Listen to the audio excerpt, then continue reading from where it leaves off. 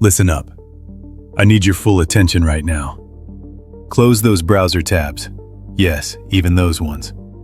Turn off the TV and really hear what I'm about to say. This isn't me guessing about what might happen down the road. This isn't some wild theory. This already went down. Hey everyone, it's your guy here with the real talk. That thing we've been shouting warnings about for years? The thing Wall Street talking heads swore up and down could never happen. Yeah, well, it just did. And you probably slept right through it. While everyone was glued to their screens watching drama unfold in Iran, something massive happened Thursday night, January 9th, 2026. The Shanghai Gold Exchange couldn't cough up the physical silver people asked for. I'm not talking about some minor hiccup or computer problem. I mean, they straight up failed. 98.5% of the requested metal just wasn't there. They opened those vault doors to find basically nothing. All those paper promises? Exposed as complete BS. Let me hit you with the actual numbers. Because unlike politicians, bankers, and the media, math doesn't lie. On Thursday, people put in orders for 64 tons of physical silver. Not a crazy amount for the world's biggest physical silver exchange. This should have been a piece of cake. Guess how much they actually handed over? 1 measly ton. 1 out of 64. That's a 98.44% failure rate. Put it this way, for every 100 ounces people demanded, they got 1.56 ounces back. The other 98.44? Poof. Gone. Vanished into thin air. This isn't some supply squeeze or temporary shortage. This is a full-blown default. They just haven't slapped that official label on it yet, because the second they do, the entire global silver market blows up. So instead, they're spinning it as logistics issues or settlement problems. They're stalling, hoping nobody notices. But we noticed. And now you do too. Let me break down just how massive this is.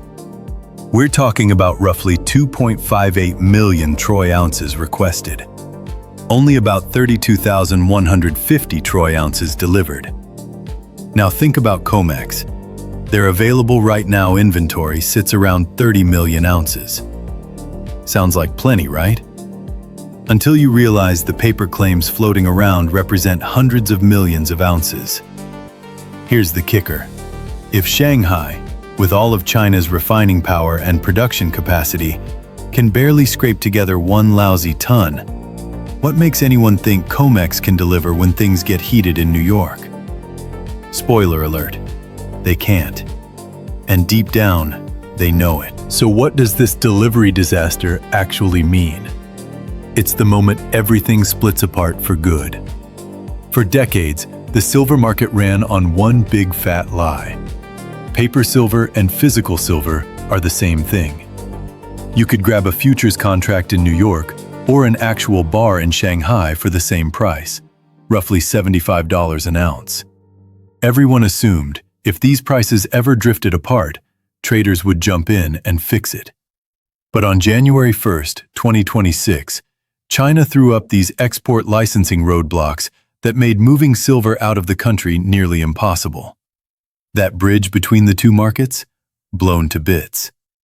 By late December, Shanghai was at $89, while New York sat at $75, a $14 gap. We called it in earlier videos, that gap couldn't last. Something had to give. Well, it gave. Why did it break? What I call the war economy drain. China didn't run out of silver. They're the world's biggest refiner. So where did it all go? Straight into Chinese military and government vaults. We're living in the early days of a global fight over resources. And silver isn't just some shiny metal, it's war material. Connect these dots with me. The mainstream news treats these as separate stories, but they're all part of the same picture. Iran. Protests escalating fast, internet shutdowns in multiple cities, violent clashes in Tehran. Trump's hinting at intervention if things spiral into chaos. Experts openly discussing military action in the Persian Gulf within 30 to 60 days. Venezuela. The U.S. just announced they're unlocking and selling off 30 to 50 million barrels of Venezuelan crude they've been sitting on. Official story? Stabilizing oil prices. Real story? The government needs cash. For what? The war machine. Think about what modern militaries run on. Steel, oil, lithium batteries, and silver. Every missile guidance system, every radar array, every fancy electronics package on fighter jets and destroyers, all need silver. Those Patriot missile systems getting deployed across the Middle East? Loaded with silver for targeting and tracking. Chinese carrier killer missiles? Same deal. Russian hypersonics? Yep, same story. When countries gear up for war, they stockpile the metals they need for weapons. Right now, both the US and China are hoarding silver like crazy. That's why it's vanishing from exchanges. That's why Shanghai couldn't deliver 64 tons. The metal isn't sitting in some warehouse waiting for traders. It's locked up in military depots in Jiangsu province or defense contractor vaults in Nevada. This is what I call Stage 4 of empire collapse. Stage 1. Financialization. Stop making stuff, start trading paper. Stage 2. Debt mountain. Borrow to keep up appearances. Stage 3. Money printing. Debase the currency to pay bills. Stage 4. War economy. Throw everything at military power to stay on top. We're in Stage 4 right now. When you hit Stage 4, everyday commodities disappear because the government needs them for military purposes. So when Shanghai failed to deliver those 64 tons, it's not just a market glitch. It's the whole geopolitical chessboard getting flipped over. The era of cheap silver? Over. Silver's not a commodity anymore. It's ammunition. Which brings us to the million-dollar question everyone's thinking.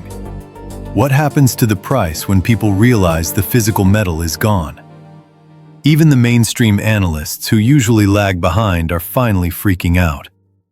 I've been reading reports from Live Mint, MCX, and Indian commodity experts, and they're all saying the same thing. Monday, January 13th, 2026, is going to be historic for silver prices. Technical analysts are predicting a massive gap up when Asian markets open. We could see silver jump straight from Friday's close to somewhere between $82 and $85 per ounce. Not gradually climb, but teleport there in the first minute of trading. In India, where they trade silver in rupees per kilogram on the MCX exchange, analysts predict it'll blast past 253,000 rupees per kilo with a fast target of 260,000. That would smash all-time highs by a huge margin. Why are they so confident? Because the Shanghai failure isn't a secret in Asia. Traders in Mumbai and Singapore know exactly what went down Thursday. They're front-running the panic, buying physical metal this weekend at any price, because they know Monday morning, when the rest of the world sees the delivery numbers, buying pressure will go through the roof. But it's not just the gap up we need to brace for. It's what comes after. Because if Shanghai can't deliver, the link between East and West markets is permanently broken. And that means the paper price in New York becomes totally meaningless. Think about the mechanics. If you're a big industrial buyer like Samsung, needing 10 million ounces for electronics production in Q1 2026, where do you get it? Traditionally, you'd call your broker in London or New York, buy a futures contract at spot price, stand for delivery, grab the bars from the JP Morgan vault, and ship them to your factory. Easy. But what happens when the futures contract doesn't deliver? When you stand for delivery and the exchange says, "Sorry, no metal here, here's cash instead." You can't build smartphones with cash. You can't manufacture solar panels with a check. You need the actual metal. So where do you go? To physical dealers, refineries, private vaults. and you offer whatever price it takes to secure the metal. Those dealers look at you and say, "Spot might be $78, but we're selling physical at $95. Take it or leave it." And you take it, because you have no choice. This is the physical premium explosion we've been warning about, and it's already starting. Try buying physical silver right now. Call a dealer in the US or Europe for a monster box of American Silver Eagles or some maple leafs. You're going to pay a massive premium over spot. Not $2 or $5. We're talking $10, $15, maybe $20 per ounce extra. Why? Because dealers know what's coming. They know Monday morning demand's going to explode, and they don't want to sell their inventory cheap. So they're jacking up prices ahead of time. This creates a two-level market. Level 1, the paper market.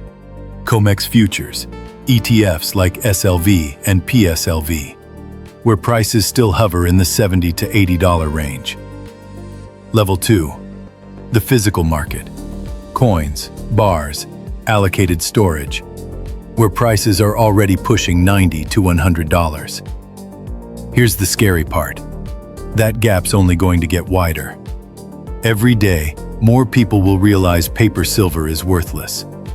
They'll try redeeming ETF shares for physical metal. They'll try taking delivery on futures contracts. And they'll discover the metal doesn't exist. This is a bank run on silver. Just like a regular bank run, first people through the door get their money. Last ones through get nothing. Let's talk ETFs. If you own shares of SLV or any silver ETF, you need to understand the risk you're facing right now. The biggest silver ETF is iShares Silver Trust, SLV. It supposedly holds around 500 million ounces. The custodian storing that silver? JP Morgan. We know JP Morgan has a massive private stash of 750 million ounces. So theoretically, they've got enough to back SLV. But here's the question. Are they going to use their private hoard to bail out ETF shareholders or protect their own position? If you're Jamie Dimon sitting on 750 million ounces and the price is about to hit $150 or $200 because of a global shortage, why would you hand that silver to ETF holders at $80? You wouldn't. You'd let the ETF fail, cash settle, pay shareholders $80 per share, and keep the physical metal to sell at $200 to Tesla and Apple in 6 months. This is cash settlement risk nobody talks about. The fine print in SLV's prospectus gives the custodian the right to settle in cash during shortages or market disruptions.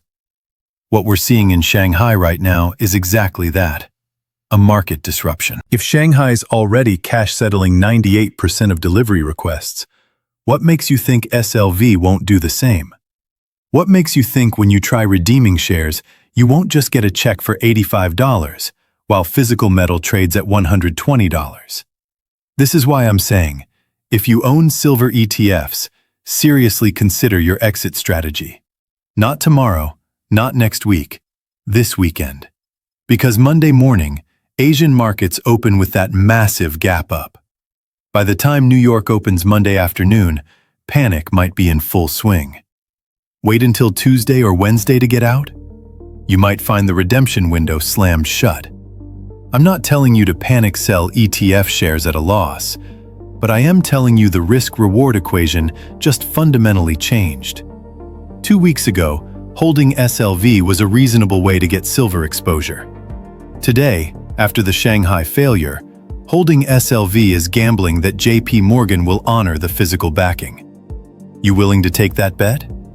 The alternative? Buy physical metal directly. Yes, you'll pay a premium. Yes, you'll deal with storage and security. But you'll actually own the asset. You'll have metal in your possession. In a world where exchanges are failing to deliver, possession is the only thing that matters. There are other options like allocated storage programs, Kinesis or Sprott Physical Silver Trust, PSLV. PSLV is different from SLV in key ways. It's based in Canada with different legal structure, uses the Royal Canadian Mint for storage, arguably more secure than a private bank vault, and allows physical redemption in large quantities. Is PSLV safer than SLV? Probably. But even PSLV isn't immune to government seizure risk in a war economy. If the Canadian government decides silver's a strategic material and implements export controls or requisitions metal for national defense, your PSLV shares are worthless. This is sovereign risk nobody discusses. In wartime, governments take what they need. Right now, governments need silver. So the safest option, the only one giving you full control, is physical metal in your personal possession. Coins and bars stored in a private vault or safe at home. Inconvenient? Expensive? Yes, but it's yours. When the system breaks, yours is the only category that matters. Now let's talk COMEX, because if Shanghai's the first domino, COMEX is the second. And that second domino's wobbling. Latest data shows COMEX registered silver inventory, metal available for delivery, sits around 30 million ounces. Sounds like a lot, until you consider the open interest in COMEX silver futures represents somewhere between 500 to 700 million ounces of paper claims. That's a paper-to-physical ratio of 16:1 to 23:1. Historically, this hasn't been a problem because most futures contracts get cash settled or rolled forward. Holders don't actually want the metal, they just want to bet on price movements. Even with 20 ounces of paper claims per physical ounce, the system stays stable because only a small percentage actually stand for delivery. But what happens when psychology shifts? When Shanghai fails, and suddenly every futures holder worldwide thinks, "Oh crap, better take delivery now before it runs out." You get a delivery squeeze. In a delivery squeeze, the exchange has two choices. 1. Jack up margin requirements to make holding contracts prohibitively expensive, forcing people to sell or roll forward. 2. Declare force majeure and cash settle all contracts at the last traded price. Both options are catastrophic for the paper market. Raising margins proves the system's broken and triggers panic. Declaring force majeure proves the metal doesn't exist and triggers bigger panic. So COMEX is trapped. Can't deliver the metal because they don't have it. Can't admit they don't have it because that would cause global loss of confidence. Stuck in holding pattern, hoping demand for physical delivery goes away. But it's not going away. It's accelerating. January delivery notices will be released in the next few days. I'm willing to bet they're way higher than usual. Why? Because smart money saw what happened in Shanghai. They saw export licensing go live January 1st. They saw Asian premiums explode.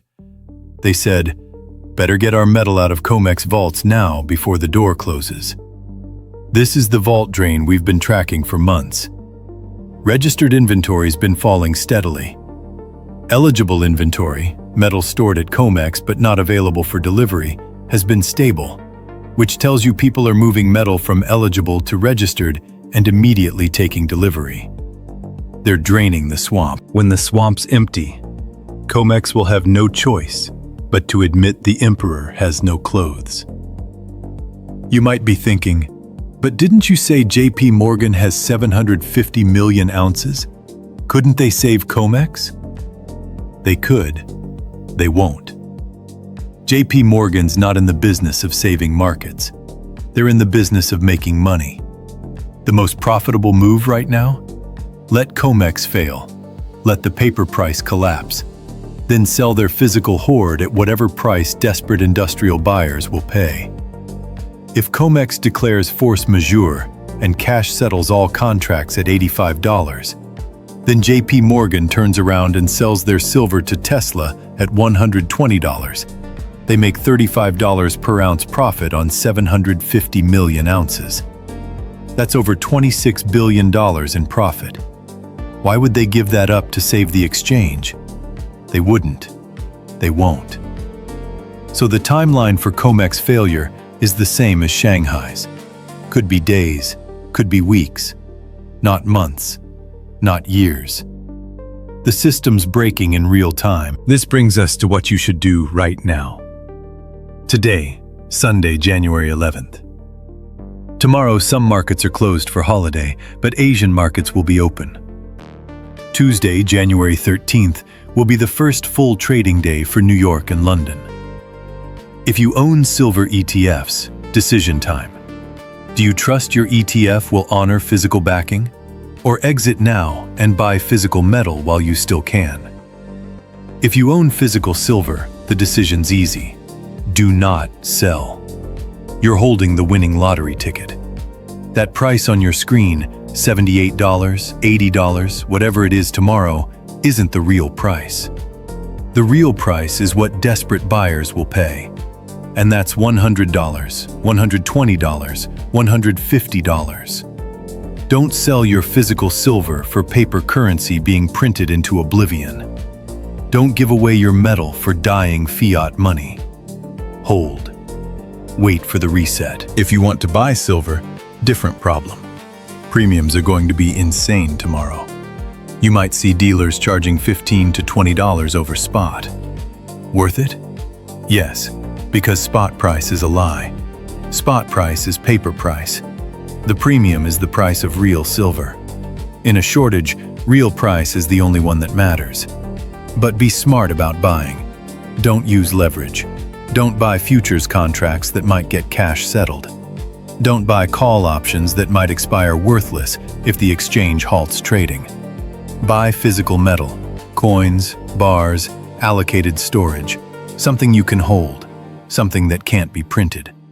And brace yourself for volatility, because Monday and Tuesday are going to be absolutely wild. The mainstream media is finally